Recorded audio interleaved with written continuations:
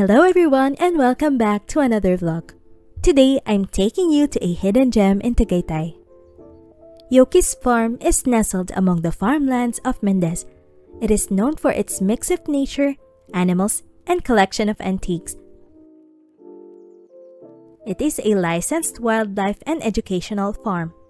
This isn't a zoo. It's more of a sanctuary.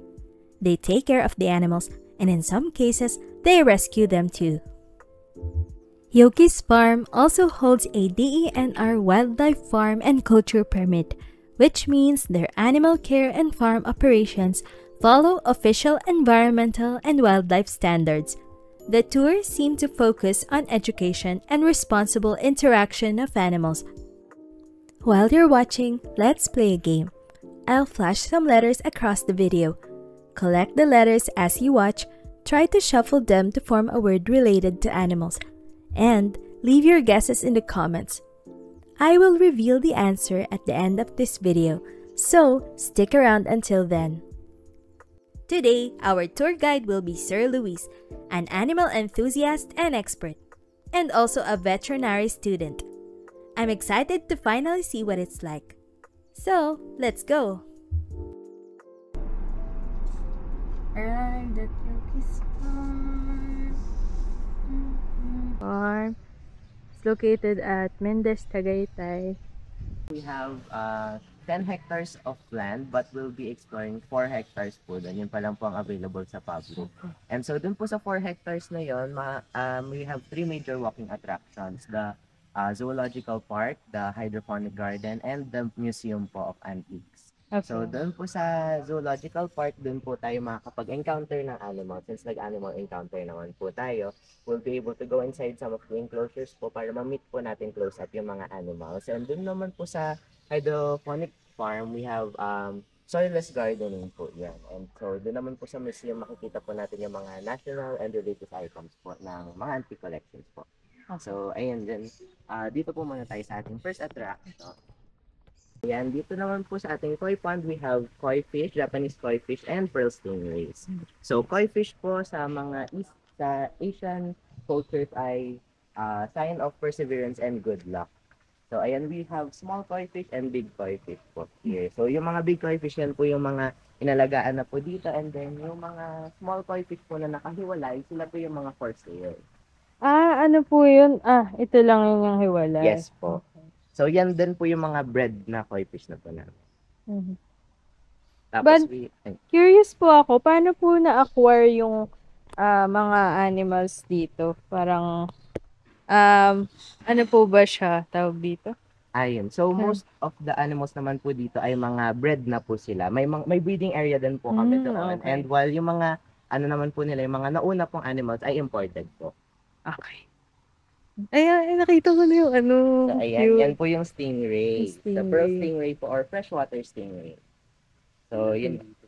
Yung mga stingrays po, marami din po sila. May mga maliliit po na male. So, usually po yung mga male ay sila yung mas maliliit, while yung mga mas malalaki po, sila yung female. May ganong klase pala na stingray. Ngayon ko lang na ano po. So, yan po sa pangalan po nila, nag-sting po sila. May mga barbs po sila sa kanilang tail. So, yan po panghampas sa mga aswang yan. Buti na lang, ano sila, buti kaya nila mag-cohabitate with the koi fish, hindi sila invasive sa isa't isa. Hindi naman. Ano naman po, yung mga koi fish naman po na nasa labas, masyado po silang malaki para makain ng stingray. Okay. Pero nasa diet po talaga ng stingray ay mga small food. Ang laki ng koi fish. So, ayan, may mga koi fish po, they live up to 20 to 30 years. Pero with the, ano naman po, with the right conditions po, tumatagal po sila ng hanggang 225 years old. Yun po yung longest living recorded koi fish sa Japan. Parang halos ka-age lang. Next naman po natin ay yung aviary where we have different kinds of parakeets, cockatoos, and macaws. And dito po makikita na natin yung mga parakeets, yung mga maliliit po. So, yun pong yellow na yun ay isang ringneck parakeet, while yung mga kasama niya naman po ay mga sun conure. Po tayo nagpapakain ng mga tao. Dito Parang po sa ano, food parang party na parang.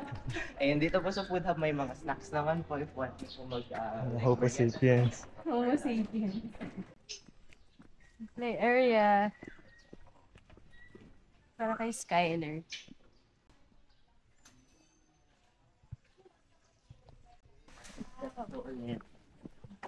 Ay, sige po. Hooray!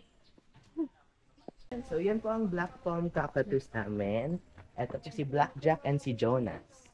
Yan po si Jonas. Ayan, opo. Hi, Jonas! Dito po sa balikan. Mabigat po. Hello, pwede sila ipet? Yes po, gentle po yan sila. Ah. Kayo po. Lagay ko po sa balikan. Ikaw, dinibidyahan ko. Hey, pan. Iwanin ko lang po yun. Hello! Ito po ay si Mango, ang aming ringneck parakeet. Tapos ito naman po si Asta and si Sunny, mga sun conure po. So cute!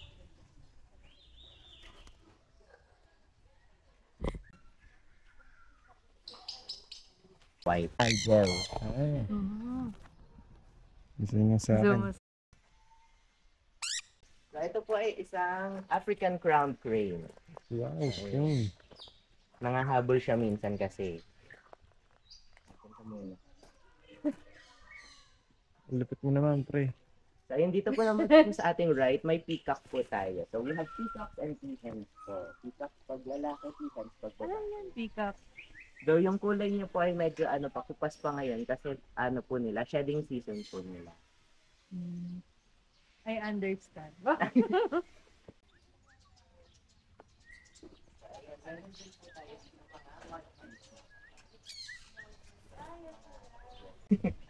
Masakit. Medyo nakakagulat lang. Ay, Yun ganun. parang nangingiliti. Taray naman yun. Parang yung ano niya, parang walis yung ano niya. Apo. Yung ulo. Yun yung crown niya. Siya, suplada siya dito. So, sa Kung Fu Panda siya po si, Crane, yung friend po ni Poe. Pero dito, kontrabida siya. Hey, capybara. Capybara, capybara, capybara. Capybara.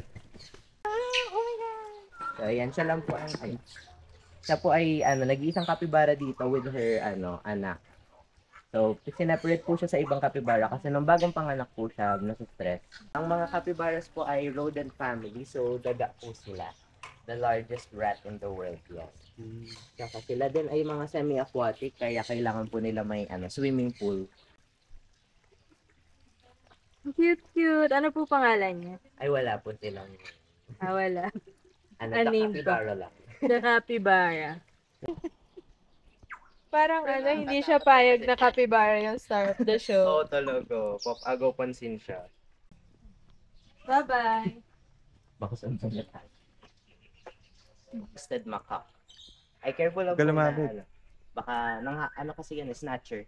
Ay, bakit po ganun yung likod niya? Or ganun talaga yung likod Ganun po nila? talaga. So, yan, Okay. characters po sila ng kanilang mga pink spots.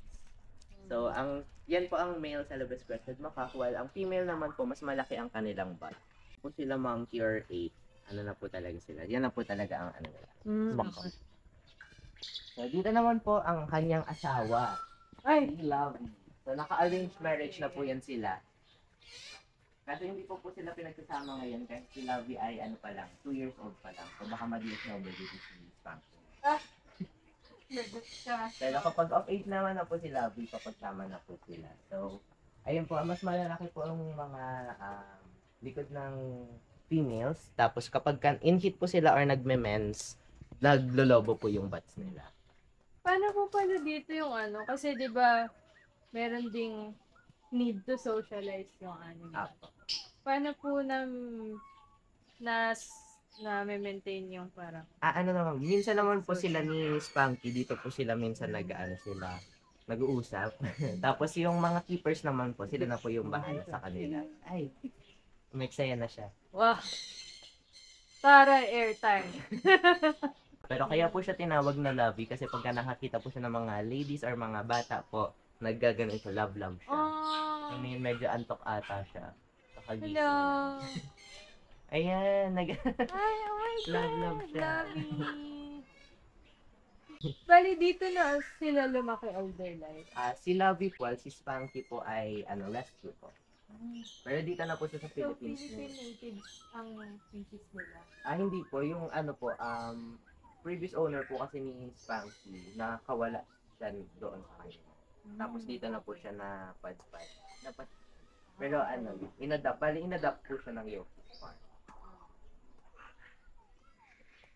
Buti naman po naalagaan sila kasi parang mas endanger sila sa labas Ay, ng opo. kasi dito nagtataga sa Opo. road ng abad. Dito naman po ang mga ducks. So, ito po ang mga wood ducks. So, yan po sila ay kakulay po sila ng wood, kaya wood duck. Tsaka doon sila nakatira sa mga tree crevices. Salamat sa mga balot. Biglang ganda. Parang na-offend sila doon. So, ayan. Yan po sila yung makikita natin sa mga paintings or wood carvings. Sila po yung mga models kulay. in the duck world. Oo nga, yung ganda. Tapos dito naman po sa kabila, we have the Black East Indies duck. So, yan po sila ay mga naturally black talaga. Pero kapag natatamaan po sila ng sunlight or UV rays, nagiging green yung feathers nila. Ay, wow. So, sila din yung kinikip sa mga farms usually to keep pests away kasi sila ay hunters. Hunters pala. Parang sa K-pop, di mo na hunters. Sila ang nag-seal ng honeymoon. Yes. Love that. So, here naman po we have the Philippine Eagle Owl. So, owl talaga siya, pero kakulay siya ng Philippine Eagle. Kaya ganun yung naging name niya. So, ayan, mga owls po ay mga nocturnal. So, natutulog po sila sa umaga and more active during the night. Ni-starve ako pala namin. Sorry po. Kuyat siya. And dito po sa kabila, mga teal ducks. So, yun, kahit na maliit po yan sila, nakakaabot po sila ng mga great heights. Kaya sila po yung mga usually sumasabit sa engines ng plane. Kasi pag nagmamigrate po sila. Kaya Migrating birds pala. Yes. Pero yan, sila po, yung batch of birds dito. Dito na sila pinangalan. Apo. And then here naman po we have the mga kalaw po or the Rufous Hornbill. So yan, sila po ay tinawag na kalaw dahil sila po ay dinala dito ng mga kalawman from the pre-Spanish colonial era. Tapos tinatawag din po silang Clock of the Mountains. Gawa po ng nag-iingay po sila every hour sa wild. Pero dito po nag-iingay lang sila kapag gutom sila. Hindi sila Kumapit talaga sa camera. Oh, gusto din na airtime. mga celebrities na sila eh. Usually po sa mga birds, ang makikita po nating difference ng male and female ay sa kulay po nila. Usually mas makulay po ang males, while ang females po ay usually kupas. Pero dito naman po, ang difference po nila, mas maingay po yung babae. Wait, parang true yan. Kahit sa humans. Pero ayun, ito po yung babae, yung mas red, tapos mas kupas naman yung male. Gawa po ng mas matanda na po yung babae. So, ito nagde-develop pa lang po yung feathers nila. And then, dito naman po, we have the Mandarin ducks. So, sila po ay native sa Asia or sa Chinese culture po ay sila ay ginagamit sa mga weddings or ceremonies. Kasi sila po ay monogamous birds. So, sila po ay ang mga males po, one mate lang po for the rest of their life. So, pag namatay po yung female na mate nila, hindi na po sila maghanap. Oh. While yung female naman po, pag namatay yung male, ay maghanap pa sila ng ibang mate nila. Mga sila eh, strong independent. Wow. So, ayan, ito po yung male, yung mas makulay po, while yung female po yung mga brown. Yung male po natin dito ay hindi pa po siya nakakahanap ng mate niya, kaya madami pong females dito para may options niya. Wow. Eh di parang may ligong nagaganap. Opo.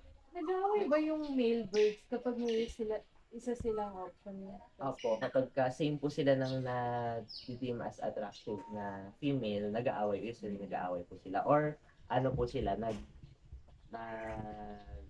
yung parang sa mating season po nila, nagpapapogi po sila. So, ay pang-gamit diet, ang coastal diet po or bird of prey. So, yan sila ay mga, pagka nagka-cry po sila, parang silang umiiyak na bata. So, sila po yung umiyak kanina. Ganun. So, sila din ay tinatawag. Hindi po, yun po yung kalaw. Yung ingay. Yung parang every hour na Ako. So, yun sila po naman po ay mga Though territorial din po sila, pwede po sila magsama sa isang enclosure kasi family-oriented sila. Ayan, yan po sila, umiiyak. So, sila din po ay tinatawag na lawin sa Tagalog. Kuya Kid. Kuya Kim. And then here naman po kung yun silang Brahmin kite po ay umiiyak, ito na pong white-bellied seagull ay tumatawa. So yun po ang cry nila. So ito naman po mga coastal birds din po ito. Pero sila ay mas territorial naman na hindi naman po sila pwedeng pagsama sa isang enclosure. So sila din po ay monogamous birds. Kaya pagka nakahanap po sila ng female, isa lang po ang mate nila. So, ayan siya. Hello!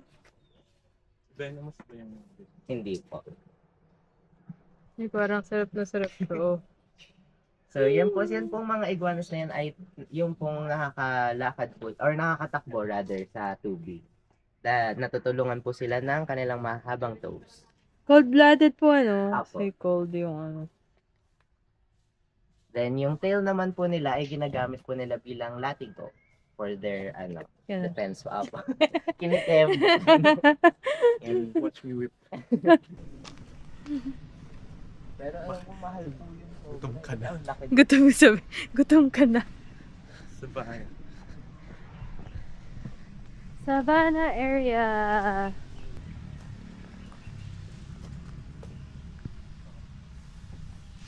Siya po ay si Marty. So si Marty po siya yung may bangs. Pwede po siya hawakan. Hi, Marty. You're so cute.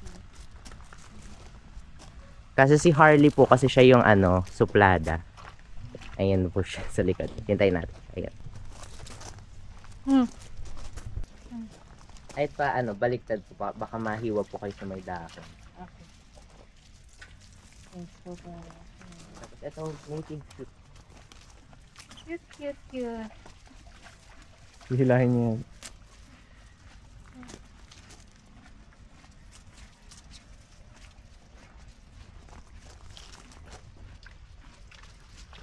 You're so cutie. Ito pa, oh.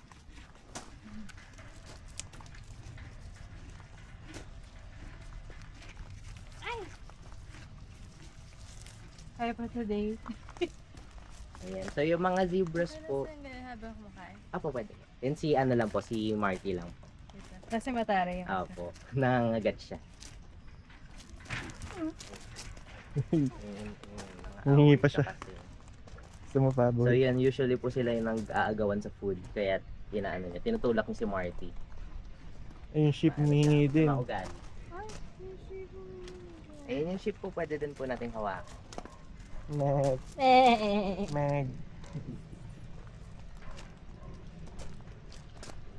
Kasi siya, hindi siya nag-groom. Ayan, ang mga zebras po pala ay mga white with black stripes. Hindi sila black with white. Apo. So, pag bagong panganak po sila, pure white po. Ay, pure black pala. Or black with white stripes. Cute. Ayaw niya. Hello. Ayan. Tapos makakapasok din po tayo dito para pati yung mga ostriches po. Ay, careful lang po si Harley kasi... Ito po. Ito pala si Harrison. Ito. Ang mata. Siya pala yung... Cute.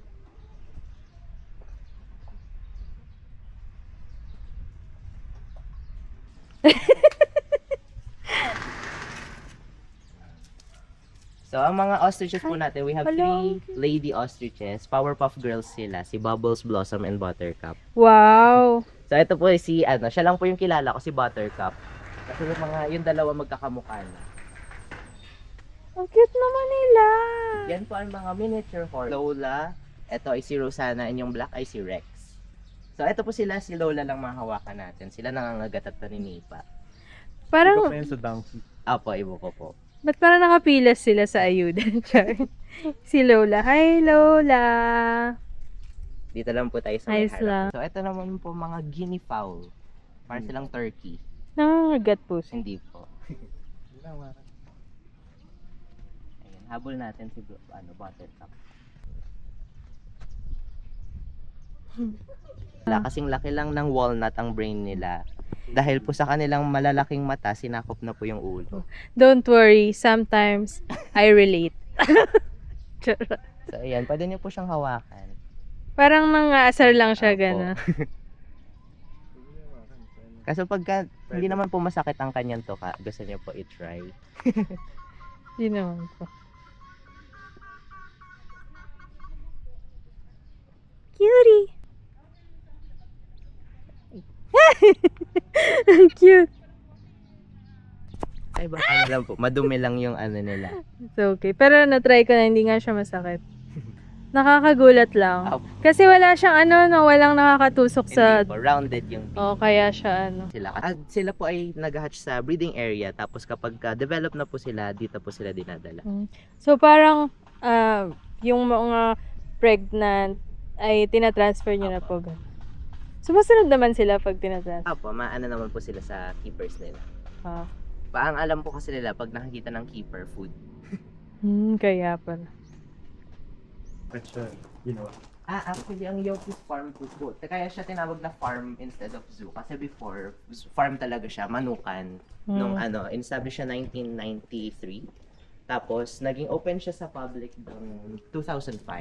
Hindi po kami predatory cats dahil kakainin nila yung zebras. Tsaka yung persons. Ayan, dito naman po, we have, ito po yung resort ng capybara. Nakakapas po siya doon. Ay, tara! We have arowanas, Oscar fish, and we have din po, janitor fish, kaso hindi nakikita. Hello!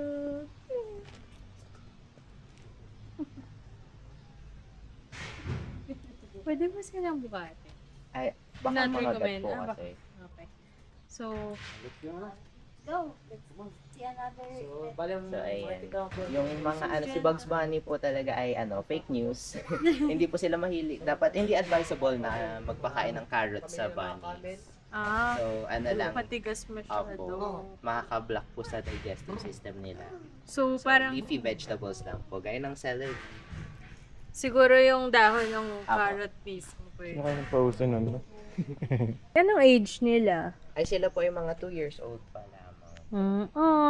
Ano po yun? Parang nasa infant stages sila. Ay, hindi po. Mabilis po ang development stage ng rabbits. Kaya po sila mabilis po silang dumami. Dahil 3 months old pa lang po sila, pwede na po sila manganak. Okay. So, parang nasa sila ngayon? Nasa teen years, parang ganyan. Mga parang adulting na sila Adulting ngayon. na, hang in there. Parang it's for me, Naghahanap pala ng adulting advice. Tama. Cute-cute mo niya, man. So, ayan. Ito po ay albino din. Gawa po ng red na eyes.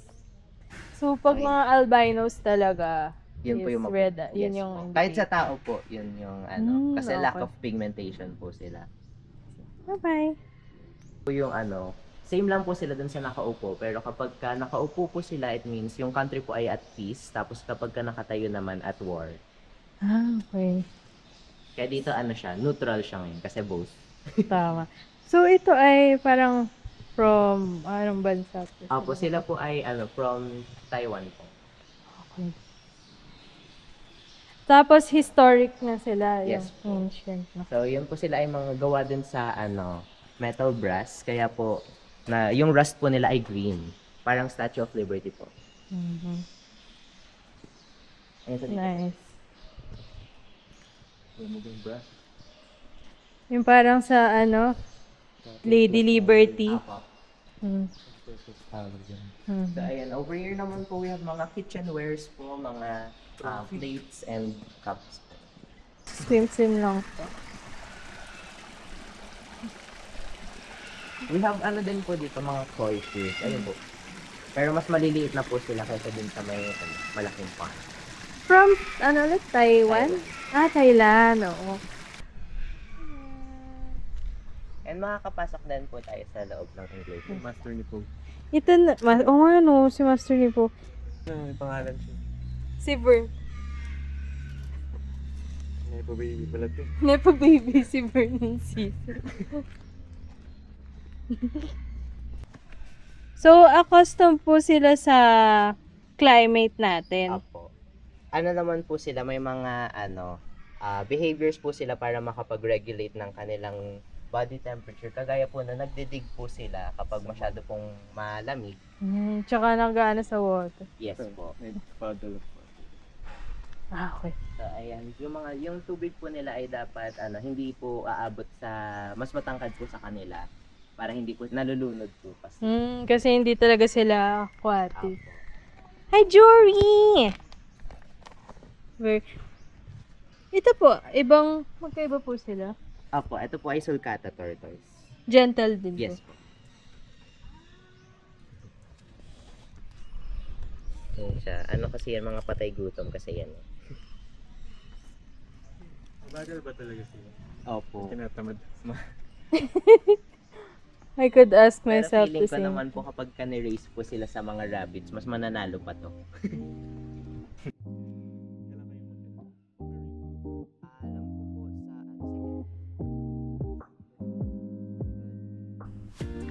And that ends our tour. What a wonderful experience. I've always had a soft spot for animals of all kinds, and I'm very grateful to know that there are sanctuaries like this that exist in the Philippines. My favorite part was interacting with the birds. Turns out, I'm kind of a natural bird charmer. By the way, here are the packages and rates for their farm per individual.